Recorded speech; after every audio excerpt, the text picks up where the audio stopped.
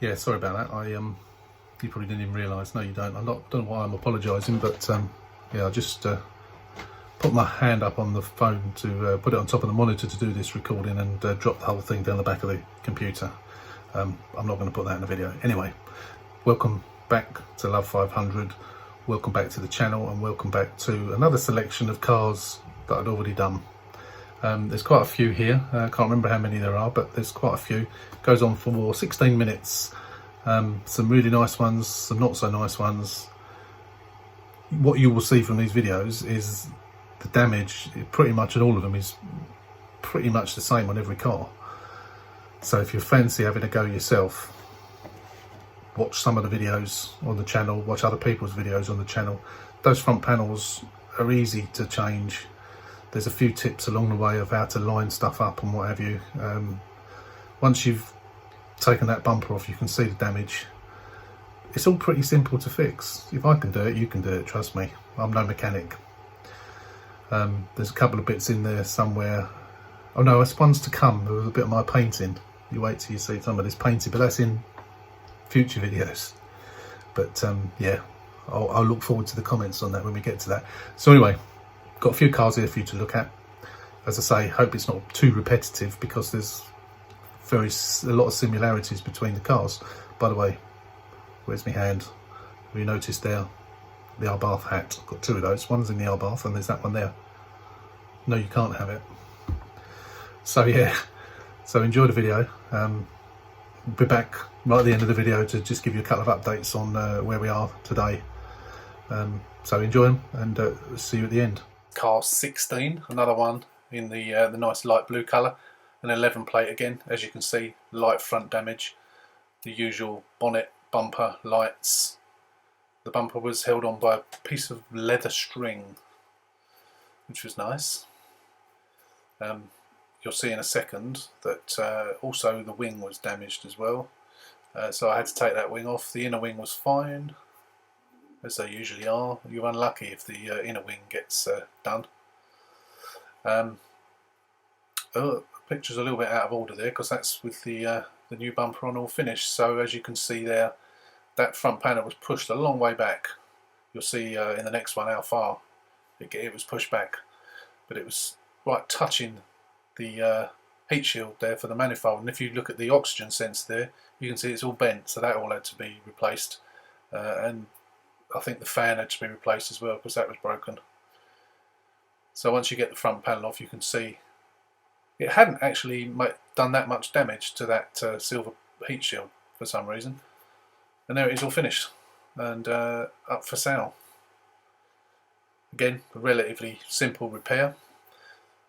Most of them are that front damage, and once you've done 2 or 3 of them, it becomes really easy. So yeah, that was another successful car.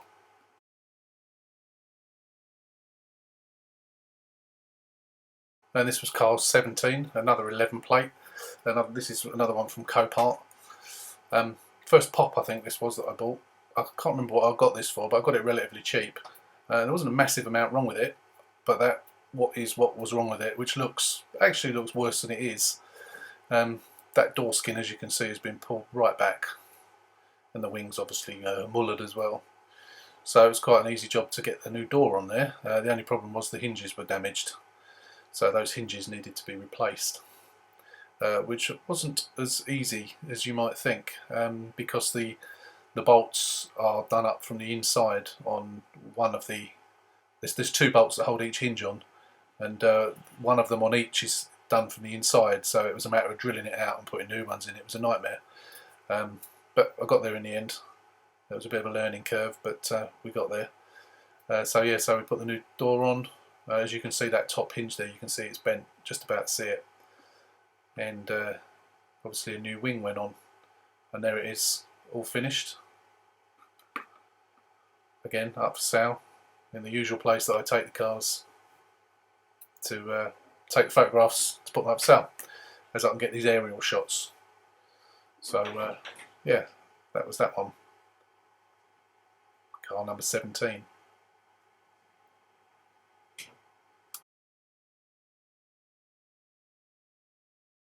And this was car number 18, another Copart car, 12 plate as you can see. Again, usual damage, wing, bumper, bonnet, front panel, as they always are the front panels. There's barely any cars that I've not replaced the front panel. Always seemed to be, when I first used to get these, it always used to be the bonnets seemed to have been okay, and it was always the bumpers and front panels. But now everyone I seem to get needs the bonnet replacing as well. As you can see there, that front panel has been pushed back a long way, destroyed the front of the airbox and pushed it off of its mounting as well. Yeah, again, worse than it looks, or rather, not as bad as it looks. When it's not until you get that bumper off, you can sort of look at the damage and sort of assess how bad it is, but it's never as bad as you think. And there it was, a little while later, all completed. It's amazing what a few hours work can do. Restored back to almost back to its perfect state. It's sometimes difficult to get things lined up perfectly. Don't forget, I'm not a professional, and I'm sure the professionals also have problems with gaps and stuff, but I do the best I can. If I can't do it, I'll take it to the body shop and ask them to do it. Sometimes I think it's acceptable, and considering I sell them quite cheap, then the buyers do as well. So that's car 18. Car 19 was another light blue one. Done quite a few of these light blue ones, almost as common as the white ones. So again, as you can see, similar damage once again, bumper, bonnet, and no doubt you can guess what picture's coming next. Front panel, not so bad, that one. You can see it's pushed in at the middle there, just above the radiator, and then they're bent up either side. The thin bits just above the headlights, they always bend those. But you know, had to be replaced. They always have to be replaced. If they're slightly out, then nothing's ever going to fit and line up properly. So radiator was okay on that one. Unfortunately,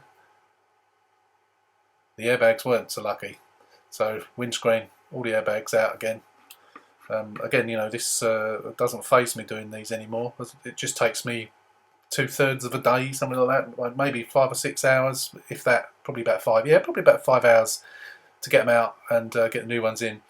I had a digital speedo that I had knocking around, and I thought, as this was such a nice car, I might I'll put it in. So someone was lucky enough to get a new fangled digital speedo in the car, and there it is, all finished with my Love 500 number plates on it, which I always used to put on just for photographing. I don't tend to bother now, but I always used to. I should start doing it really. Yeah, there you go, another aerial shot. This is obviously the lounge model. Most of the models I do are the lounge model, the occasional sport, and the odd pop now, because the pops you tend to get for good money, and you know, I can sell them cheaper. And for a first car, they're ideal for people. So yeah, so that was that one. That was car number 19, and now we're going to go with car number 21.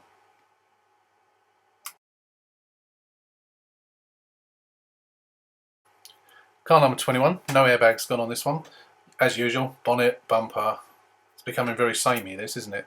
This is why doing these cars, you know, they do tend to be the same sort of damage. So, you know, it can, within a couple of hours, I can get that front off and get the new one on.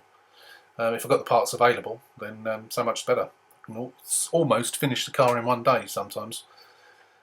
So yeah, normal stuff there. When we get to the next pictures, you'll see that the front panel's not that bad. Again, look at each corner, you'll see the corners are folded up. So again, that front panel needs replacing. You can straighten those, but I just don't bother, it's not worth it. Push back again. Hasn't damaged the airbox on this occasion, which is nice. When you get the bumper off, you'll see that the bars are absolutely mullered. So that was a low down, one on the right, one on the left. I believe that, as you can see, the angle of that right hand bar, the end of the chassis bar was very slightly bent, so that had to be straightened, but that was easy enough to do. As long as the things themselves aren't swayed, I can do it myself. I can't do it if it's swayed, but I can do it myself. If the tip's just bent, it's not a problem at all. There it is with the new front panel and the new bars fitted and the new radiator by the looks of it. Yeah, almost done. There it is with the new bumper on and the new bonnet. Bumper's not put in properly yet, so I obviously still had something to do underneath, so I took a photo of it before I actually got it in there properly. But again, another relatively quick turnaround, and there it is in all its glory. And you'll notice the green, white and red stripes on the top of the wing as well, as is sort of my trademark, really. Back in the same spot to take pictures. It was another lovely car that was went to a new home. So that was car 21. I'm just need to now look through my pictures and see what other ones I've got, and then we'll move on to a few more. So I hope again that you're finding this useful.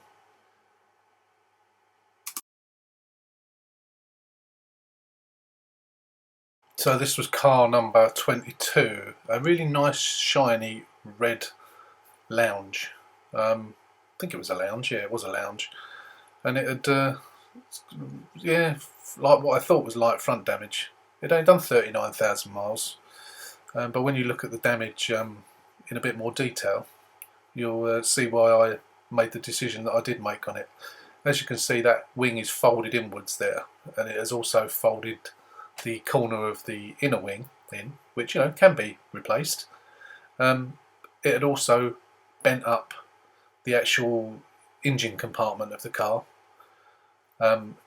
broken off the fuse box, and there was a lot of stuff that needed to be replaced. I did actually buy a cutout section from one of the suppliers on eBay that I was going to weld in, but I thought it was a little bit beyond my capabilities, so I made the decision to break this car. The airbags had gone on it as well, so I would, obviously I couldn't salvage the airbags, but I can't remember what I paid for it now, but I paid a relatively high amount. It was well over £1,000 I spent, and I actually, whatever I took out of it, I did sell. I probably kept a few bits and pieces, but even like that fuse box, I managed to take that out and sell it as well. Probably got 20 quid for that, something like that. There you go, you can see where it's all bent up inside there. It was just too much, and I thought to myself, no, I'm not going to. Oh, and the some of the suspension had gone as well, as you can see the wheel sticking out there. So yeah, I decided not to bother. So that was it when I first got it. That's how it came. The front panel was obviously useless. I think the radiator was okay. I managed to salvage that out of it. The bars I think were okay, but I got lots of parts out of it. As you can see, that the chassis tip was bent over there, so obviously the bar would have been bent as well, but that can easily be re-straightened. So I managed to salvage a lot of parts out of that. So I didn't. It was a tough decision to make to do that, but I did actually still make a profit. You can see my old Nissan Duke in the background there. It was only a 59 plate, so I thought to myself, it was a 2009 car, as shiny as it was. It was a lovely shiny car. It was really shiny. It had been looked after. The seats, as you can see there, are quite clean. I think I've still got that red dash. I was actually contemplating putting that red dash into the Arbath. What do you think about that? Yeah, as I say, airbag's gone. So yeah, it was just parts. It was a shame. And then it got towed away. That was when I took the headlining out. The inside of the roof was covered in water like that, water droplets. There was no leak in the roof anywhere. Even the aerial wasn't leaking. It was just, I guess it was a build-up of condensation. It was really bizarre. So I took the doors off. It's got odd wheels on there. It's the damaged wheels, which is what I ended up getting it towed away on. There's an old sport wheel on the front there, which was knackered with a knackered tyre. Took everything off of it I could. I don't bother taking out windscreens, but I think the windscreen was broken anyway. So yeah, with that damage there, it's just too much. So it had to go to the big Fiat graveyard in the sky. But so that was car 22.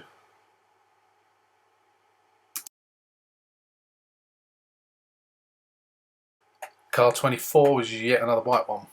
Again, another 1.2 lounge. As you can see, no bumper on this one. I think it came without the bumper, if I remember rightly, which saved me taking it off, of course. As you can see, the usual front damage. Bonnet again is gone. Radiator and aircon is bent as anything, as you can see. This car was absolutely rotten as well. I don't know how long it had been sitting around for, but it was very, very, very dirty. This was in the middle of winter, and it was freezing working on this car. I remember this one well. Funny enough, those pink mats there, I only just thrown those away yesterday. So as you can see, the wings are okay, doors are okay, windscreen's okay, no airbags gone. It's literally just that bonnet and bumper and front panel. Again, you know, it's the same things over and over again that we have to replace. So more often than not, there's nothing unusual to replace. You might get the odd thing, but generally it's the same stuff.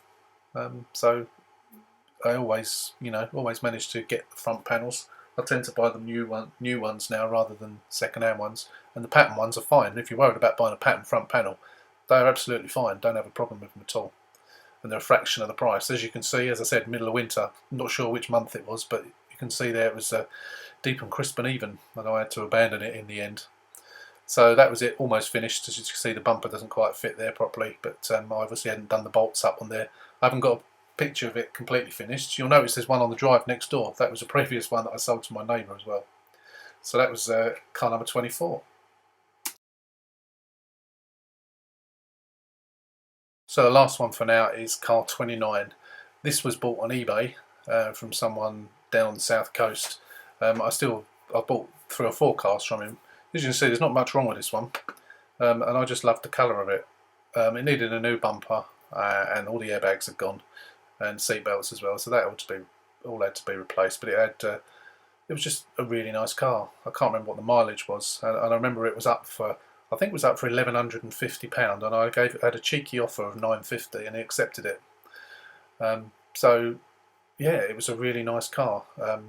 Couldn't get parts in colour, because it's quite an unusual colour, and I do love that colour, and I often look for another one in that colour, but not managed to come across one yet. Unusual colour, quite unique. They don't do it in this colour anymore. It was one of the earlier colours.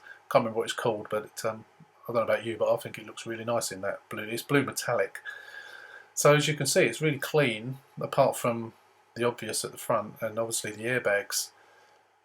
So that was a really nice car that didn't take very long. I think I managed to get I didn't manage to get in colour a bumper. I had it painted by a local paint shop. I think it's the same one I still use now, and it was a really good match. Airbags again took me a few hours to do those. I think the seat belts had to be done on this one as well, which they often are. Seats were clean, didn't even need to clean the seats. They're spotless. They'd obviously been well looked after. So as I say, this is the final one for the time being for this video. As you can see there, that was the car all finished. Can't remember what I sold it for. I made a decent profit on it, but you know, it was another quick turnaround. That was a lovely car. Nothing wrong with it whatsoever. And so that's car 29. There'll be some more, but for the time being, that's it. So that was 16 minutes of further cars. 16 minutes of the cars, then was my bit at the beginning. So it's 18 minutes in total now, plus this bit on the end of it as well. So why am I even saying this? Anyway, so yeah, I hope you enjoyed those few cars, however many there were. I've got plenty more. Some of the cars I've not got so many pictures of, unfortunately, especially since I've started videoing. I haven't been taking so many pictures, but I've put them on Facebook and so on my own Facebook in the past, so they come up as memories as time goes on. So I grab the pictures out of there if I haven't got them on iPhoto on my iMac. So yeah, so I say there are more to come, and I just wanted to give you an update on where we are on the other cars. As you know, the 500C is now sold. The Abarth is done pretty much, and the Sport is in the paint shop, as you know, having that roof done. I had a call from the paint shop today. They painted it. I suggested what colour it was, thinking it was, I think it's 876, which is the metallic black, Fiat metallic black. I think there's only the one metallic black. They said it wasn't that, so I don't know what it is. It is a metallic black, so what they've done is, rather than just paint the roof, they've painted the spoiler as well, so it will match. He said it was going to possibly be ready today. It's now 5:05, so it's obviously not going to be ready today, so I imagine I'm going to get that back tomorrow. So what's left to do to that is the wheels. Going to paint those wheels. I've got the self-etching primer now. That's come. I know someone did say use Hammerite. That's not a bad idea. If I hadn't bought the paint, I'd give that a go. But as I've got I've got two cans of the self-etching primer, and I've got 3 cans of the black paint. So I'm going to try one, see how it comes out, and then go from there. But yeah, hopefully they'll come out okay. I've done some painting on silver wheels before, and they've come out all right. So I'm hoping the black ones will too. So that's the plan for that. And on top of that, we've also got to do the cam belt and water pump. I'm organising my mobile mechanic. As you know, cam belts and water pumps are way out of my comfort zone.